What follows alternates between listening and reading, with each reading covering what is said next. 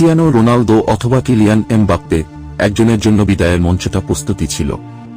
৮ বছর আগে ইউরোর ফাইনাল খেলা ফ্রান্স ও পর্তুগালের মধ্যে আজকের কোয়ার্টার ফাইনালে সেই সমীকরণটা মিলিয়েছে ফ্রান্স।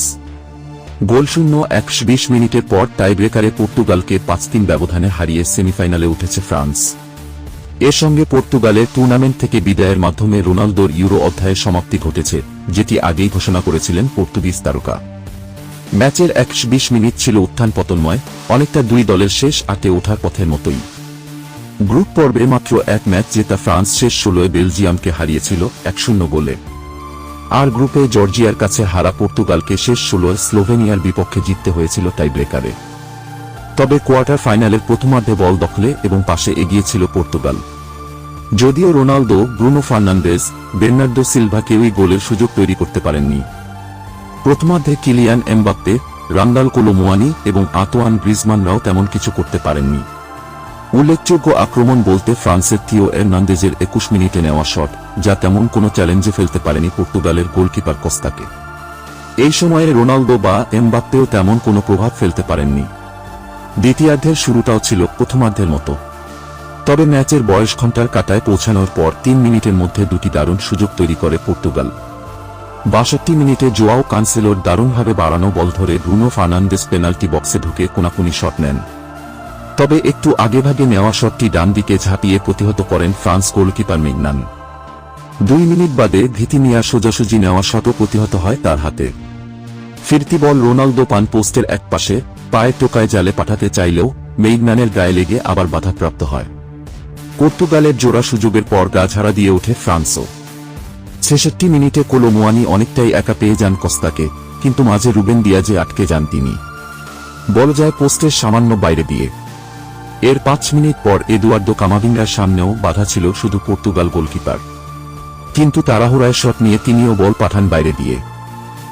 ম্যাচ টাইব্রেকারে গড়ানোর পর পর্তুগালের বড় ভরসা ছিলেন গোলকিপার দিয়েগো কস্তা, যিনি আগের ম্যাচে স্লোভেনিয়ার বিপক্ষে টাইব্রেকারে ৩টি সেভ করেছিলেন।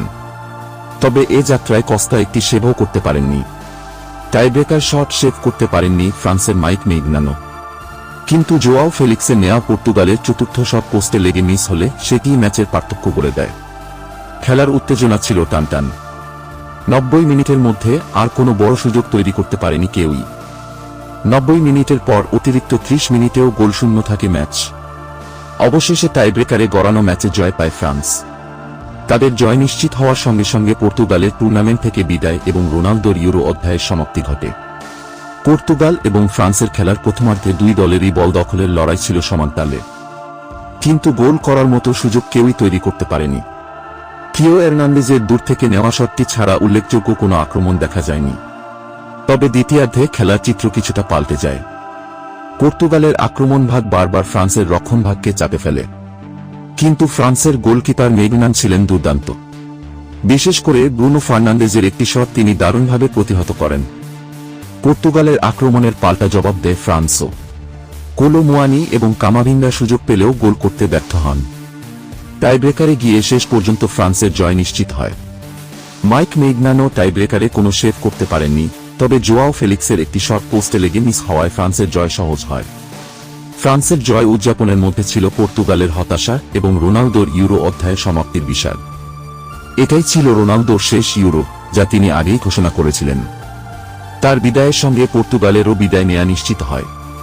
ম্যাচের শেষে ফ্রান্সের খেলোয়াড়রা তাদের সমর্থকদের উদ্দেশ্যে ধন্যবাদ জানায় এবং তাদের পরবর্তী চ্যালেঞ্জের জন্য প্রস্তুতি নেয়। অন্যদিকে পর্তুগালের খেলোয়াড়রা এবং সমর্থকরা রোনালদোর বিদায় উপলক্ষে আবেগপ্রবণ হয়ে পড়েন।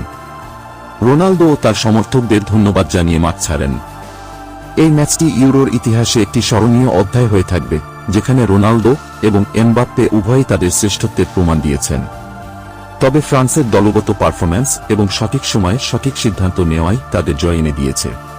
প্রিয় ভিউয়ার্স, আপনাদের একটি লাইক, কমেন্ট, সাবস্ক্রাইব করা